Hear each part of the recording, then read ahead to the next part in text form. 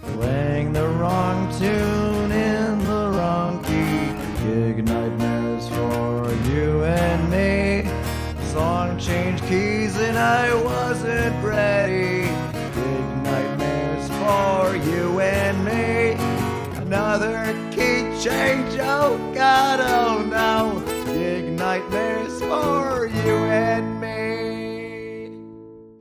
Gig nightmares, loving it, making music, telling stories. Here we are. Brett, how are we doing today? Hey, we are doing fantastic today. I Brett, decided to wake up at a decent time and get out of bed and get moving, so we're having a good day. We're taking the sun in. there you go. So, Brett, we've known each other for about, I want to say 5, 6 years now, playing lots of music and whatever. But you've been like really busy these past couple of years doing a lot of like touring, joining a few different bands. Obviously, I met you when you were doing Ultraviolent. You're still doing Ultraviolent. But since then, you've joined two different bands, two different touring bands. How do you juggle all that? Just as a first question. Yeah, sure. Well, my best friend is my calendar app in my phone, that's for sure. So, the thing with Ultraviolent is Avery's doing law school. Our one guitarist is at State College.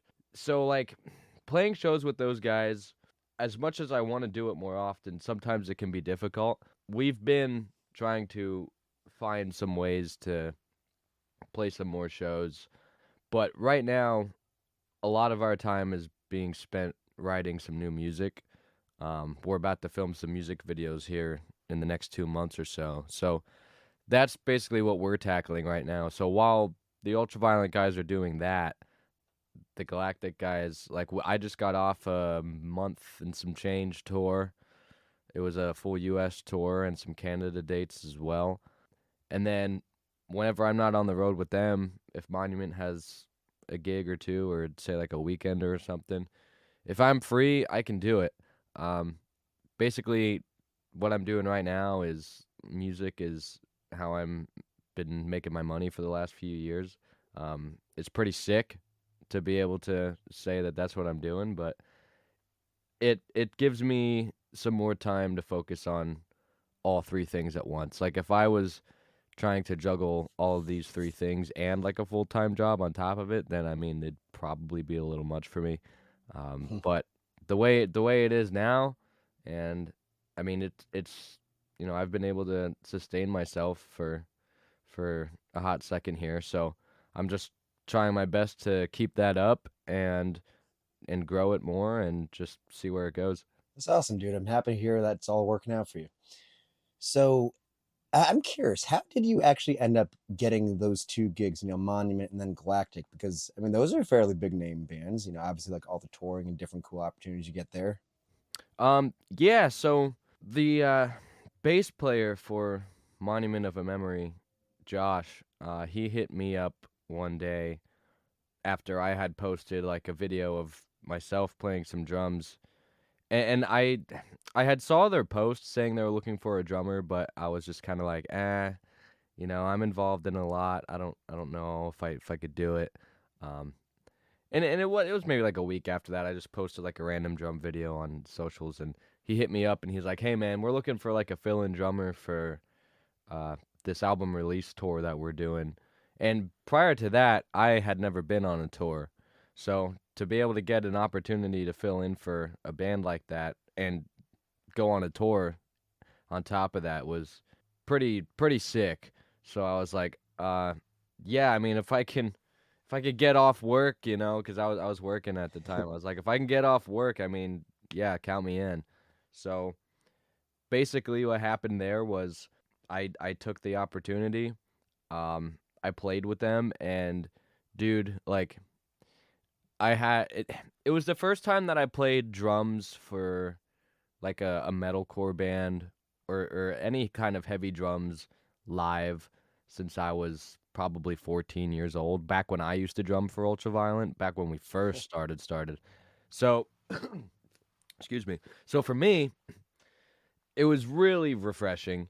And on top of that, in the week that we toured together, I just got so close with the guys. We became best friends like instantly, and I was like, yeah, this is too fun for me to say no to this. So I took that gig. Um, the Galactic gig, Grant McFarland hit me up randomly on a whim and asked if I wanted to try out. And it was so funny because, and I'm not even kidding, it was less than an hour prior to getting that message. I got a message from another band asking me if I could join. I won't mention names, but it was a band that, had I not been involved in stuff, I definitely would have took it up. But I just had to be like, yeah, I don't know, I'm just really involved in like these projects right now. Plus, like like an hour later, I get hit up by Grant McFarland, and he's like, "Hey, do you want to try out for Galactic?" And I'm thinking to myself, well, I mean, how am I supposed to say no to this? Like, I was like, just take the opportunity, figure it out once you get it, and go from there. But for now, like, you have to try. So I was like, yeah, man, I would love to try out. So he sent me the stems for two of their songs, and I was like, okay, Brett, you need to sit down and you need to do this like right now. Get this back to him tomorrow, because I didn't want to give anyone else a chance to slip in there and take that opportunity from me. So I was like, I'm gonna nail these songs. I'm gonna send it back to him next day. Just pull your hair out for the next 36 hours, because they're not easy songs at all. Just bang your head against the wall learning these things, get it back to him, and make it no question that I'm the guy. And I send them back, and they were just like, wow, yeah, that was really fast, and it's really sick. Yeah, you're in. So That's awesome. that's the story there. Yeah, they hit me up, basically. So how difficult is it to actually perform in a costume like that? You know, if you're doing like an hour, 2 hour long set. Um, so it's very hard, I will say. It's easier nowadays than it was when I first started, because I have a better helmet now. At the start of this last tour we did, I got a new helmet that was lighter, and the visor that I see out of was made a bit wider, so I have more room there. There's also a fan on the inside of the helmet, so that helps.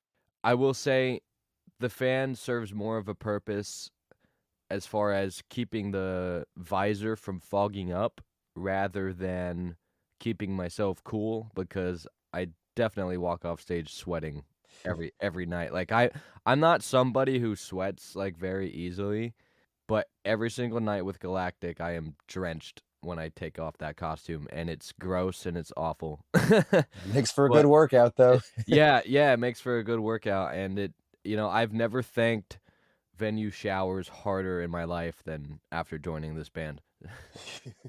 So yeah, I think I mentioned when I messaged you, you were actually one of the first requests that I got from someone to invite to be a guest on the show. So, I mean, there's that, but also like just being friends with you on Facebook and seeing like some of your posts about, I guess, you know, the things that would be considered gig nightmares. I'm curious to hear, you know, you telling some of those stories. Like, I think you said you were like trapped in like some sort of storm in Italy, something along the lines of that. Can you tell that story?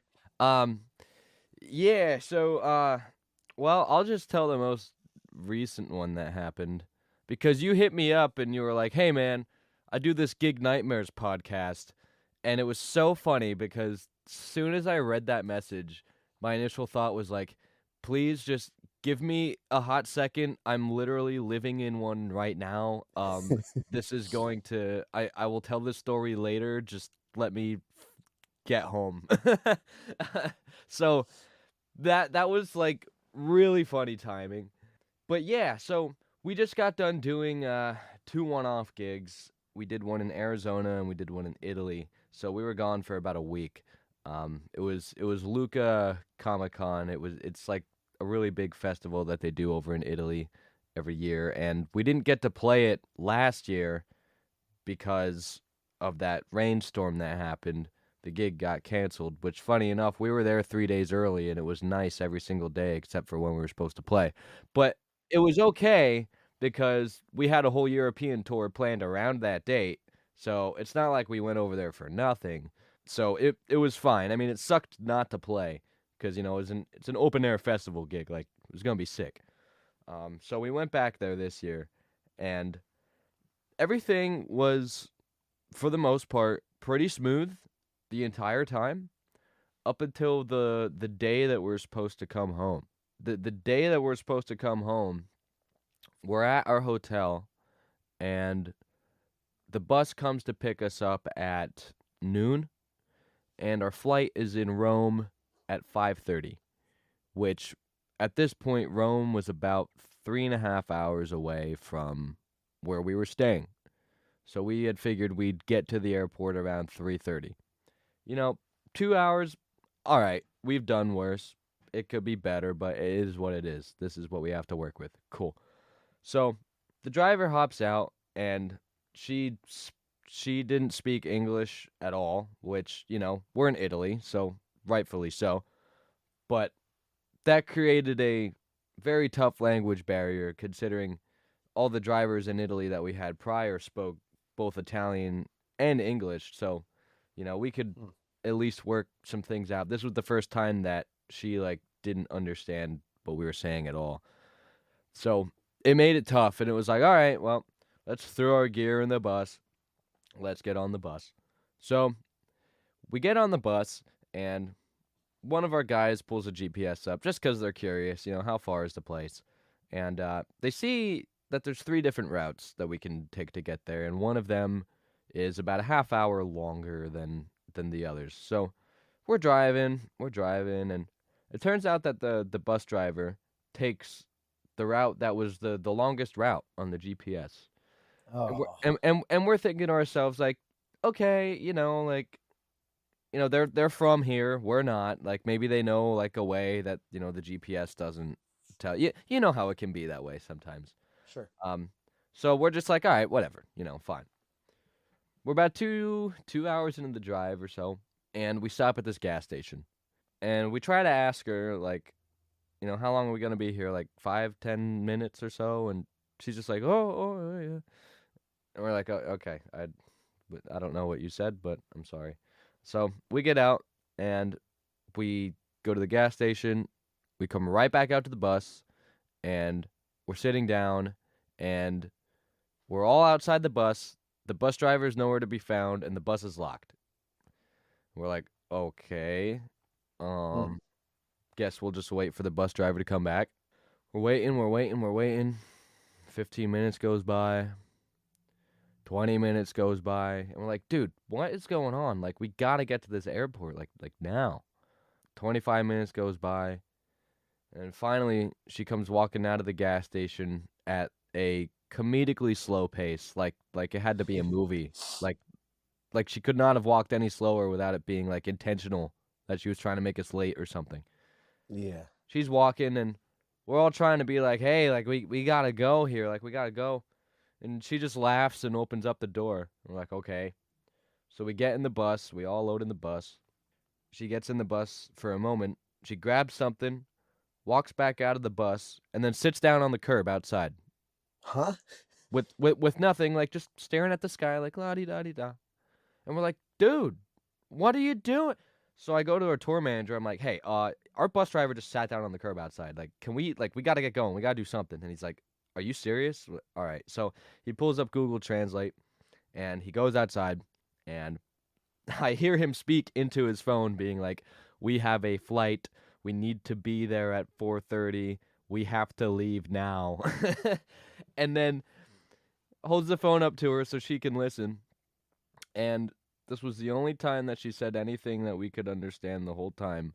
She just says, oh my God. And we're like, yeah, that's what we're thinking. Oh my God, we gotta go. So what did she think was going on then? I don't know. However, it was at that moment that we had learned from her that there is a law in Italy that for bus drivers, for every 2 hours that you drive, you have to take a 40-minute break. Oh. 40 minutes. For 2 hours. Are you kidding me? Wow. How, man, if American bus drivers heard that, they'd be like, oh my God, we'd never get anywhere. I mean, if that's a paid 40 minutes, that's not a bad gig at all. Yeah, right? Oh. Heck, I'm gonna go drive in Italy for all I know. But anyways, we get back on the road after sitting there for about 30, 35 minutes of what we had thought was going to be 5 minutes. We get back on the road, and it occurs to us that we're not going to get to the airport till at least 5 o'clock. And our tour manager's calling the airport, calling the people, and being like, hey, like, you know, is there anything we can do? Like, what's the deal here with check-in? Like, can we make this quick or something? And the airline that we booked with told him that, yeah, so check-in closes an hour prior to the flight, which was at 4:30, and it's currently 4:45. So we're like, well, looks like we missed our flight. So we pull up to the airport at 5 or so, and the bus driver's like insisting that we still go check. And it's like, all right, fine, I'll make you happy. You made us late, I'll make you happy. So we go in, obviously we're late, we missed it, it's not possible.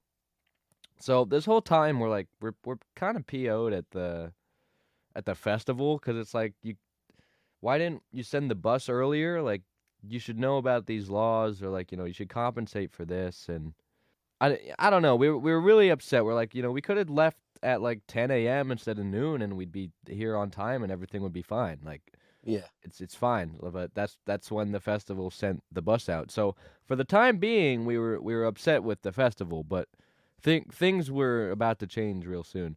So we're there at the airport, and we're like, what do we do? It turns out that the next flight home on that airline wasn't until 2 days later. Oh, 2 days. Yeah, 2 days later. So we had to figure out where we're going to stay, and we found this hotel that was about a half hour out from the airport we were at. And we're like, all right, we're going to stay here tonight. We can't stay here the next day. We have to go somewhere else. Actually, it might have been more like an hour away from the airport. Anyways, get back on the bus, and the bus driver starts moving. We're sitting there, and we finally get like 20 minutes away from the hotel. 20 minutes later, we're 10 minutes away from the hotel. 10 minutes after that, we're 20 minutes away from the hotel. We're like watching this on the GPS. We're like, what is going on? Like, tell me what's happening. And it got to a point where we were like, okay, I don't understand what's going on. So we kind of like moved up in our seats and kind of low key like looked at her GPS and what she was doing while she was driving. Man, I will tell you what, she was driving like she would see a turn on the GPS. She would drive like uber slow up to it, watch it, look at the turn, continue to go forward, and miss the turn, and then just raise her hands and be like, oh, What? oh, just be like, oh. And like, I sound like I'm exaggerating or something. I promise you, I felt like I was watching a movie. Like, this was not happening right now. We're like, what is going on? Basically, long story short, it ended up with me, our tour manager, and our bass player sitting next to the bus driver, speaking into Google Translate, saying, hey, get in the right lane. Hey, turn right here at this light. Hey, turn left here at this light. And it was just crazy because we told her to turn right one of these times, and she's pointing, and she's like, oh. And we're like, no, she's pointing in a McDonald's drive-thru. I'm like, no, turn at the light. Like, we're going to the hotel. It was like, oh my God, it was crazy. Like, I don't know how to explain this. Like, without... that literally just sounds like something out of a comedy movie. Yeah. That's real? Yeah, that's exactly what man. it sounded like. Like 3 dudes speaking into Google Translate telling the Italian bus driver where we need to go. That's straight up like a TV show series episode. Like, I don't know. It was crazy. We got to the hotel, and it was at that point when we realized that, like, yeah, maybe the festival did send the bus on time. Our bus driver was just very incompetent. Because when you think back to when we first hopped on the bus, she took that route. You know, she took that extra half hour, 45-minute route that didn't need to be taken. We're all convinced that she didn't know what was going on. She didn't know where to go. She might have thought that we were going back to the festival even maybe until we told her about the airport. Huh, I had no clue. I don't know where she thought we were going. And it wasn't until plans changed when she didn't know where to go at all. She didn't know how to use the GPS. I don't know how this person became a bus driver to begin with. No clue. That's what I'm wondering. Long story short, we're at the first hotel for that night. We're at the hotel. Very cool place. It was nice. $2 beer. Sick. Nice. So we stay there, and the next day it's like, all right, we're getting a hotel in Rome. We're not missing this flight. We have to come home. Well, it turns out that that very next day was All Saints' Day, which is a Roman Catholic holiday. So not only are the streets of Rome just popping, everything's busy, the hotel prices are out of this world. So we spent top dollar to stay in a hotel that I can only describe as like probably where Osama would have had his hideout, is what it looked like. It was nuts. Not to mention 8 flights of stairs and an elevator that could fit one person in a guitar case. And I'm not exaggerating either. That's how small this thing was. It was like barely an elevator. Because our room was on the 4th floor. And our room, we had to fit all 6 of us in the one room. Because that's all we had. That's all they had, I guess. I don't know. But it was 2 bunks. How many beds were in there? It was 2 bunks and a bed. And if you touched the bunk the wrong way, it like fell down because it was like a foldy thing.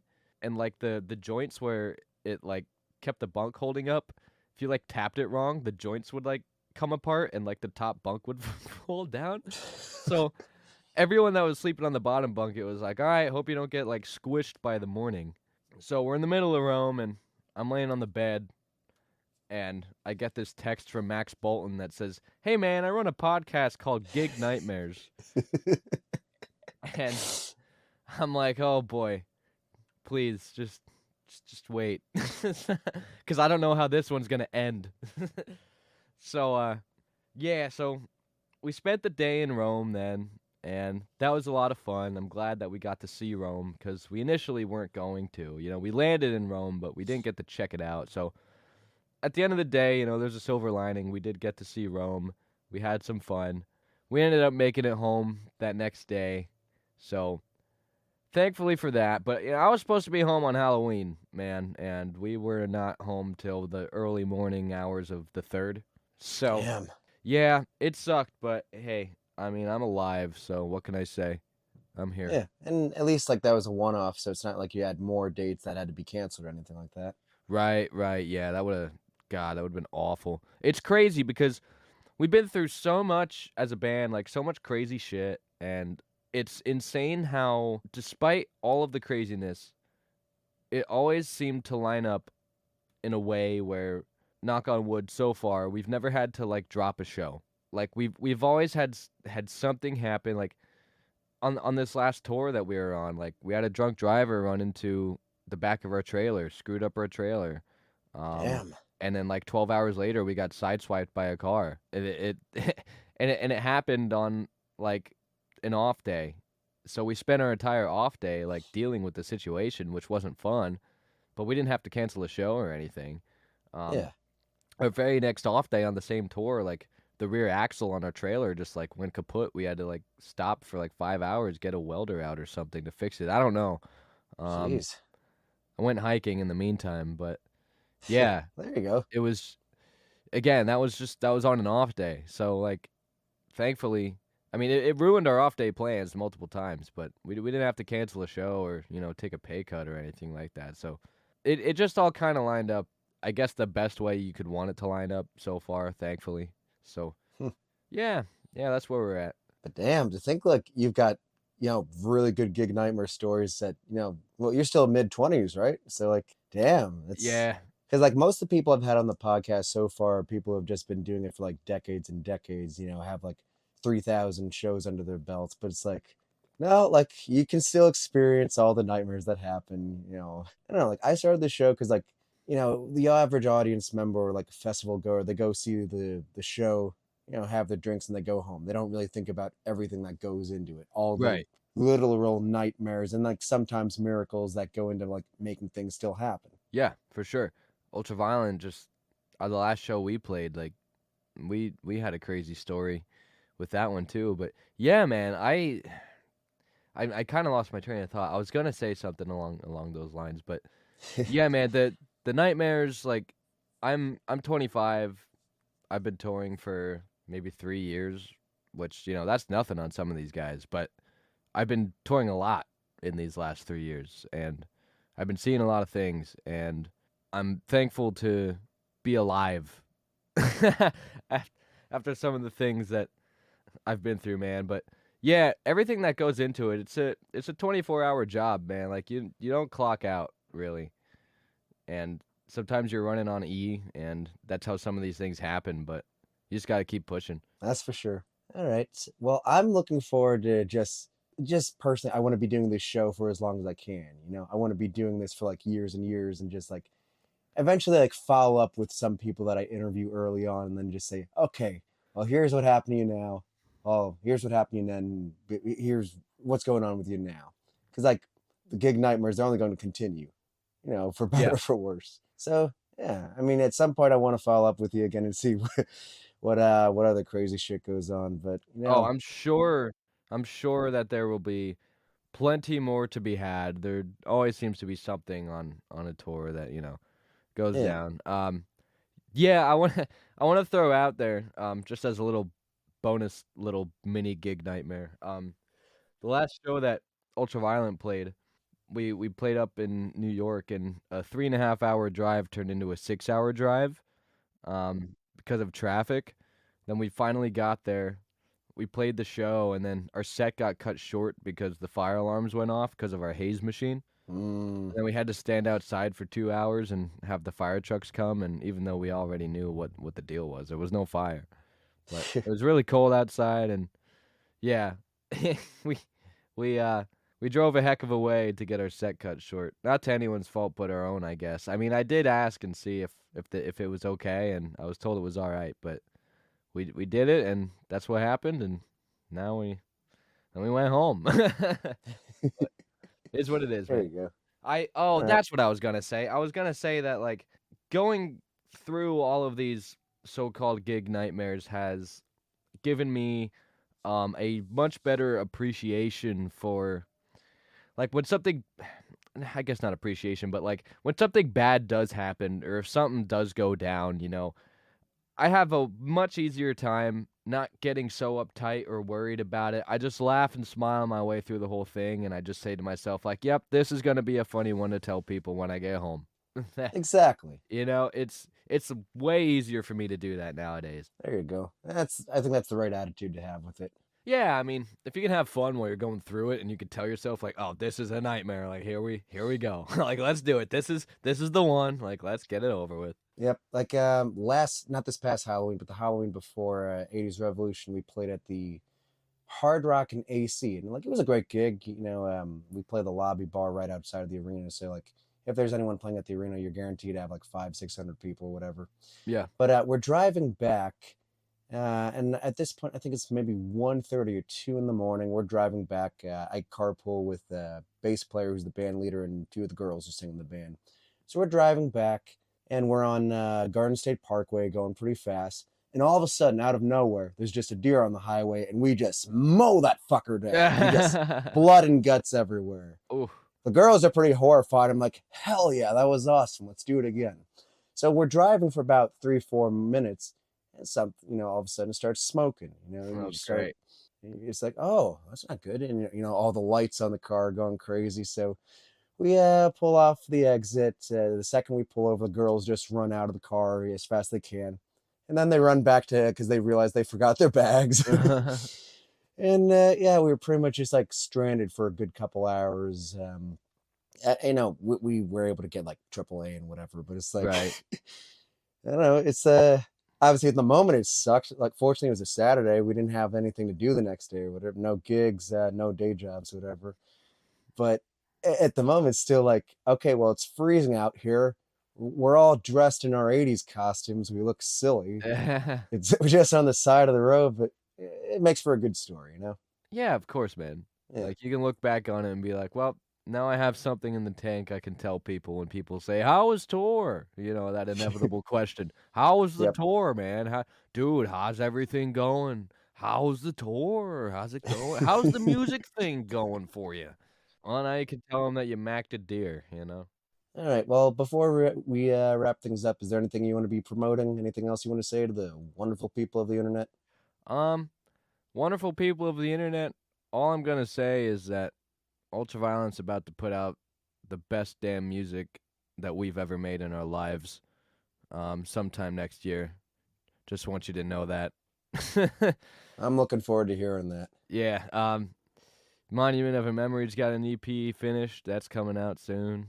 And we got some 2025 plans for Galactic that I cannot disclose yet, but it's going to be pretty sweet. So, Awesome. I'm yeah, looking forward to all of that. sounds So, good, I homie. want to say thank you for being a guest here on Gig Nightmares. It was a pleasure catching up with you, hearing what you've got going on, and I'm very excited to see everything you've got in your future. Not a problem, man. I appreciate you having me. It was a great time. Thank you. We hope you enjoyed this week's episode of Gig Nightmares. Gig Nightmares is an independently produced podcast made possible by the support of listeners like you. If you enjoyed this week's episode, we would appreciate if you left a rating and a review for us. Gig Nightmares.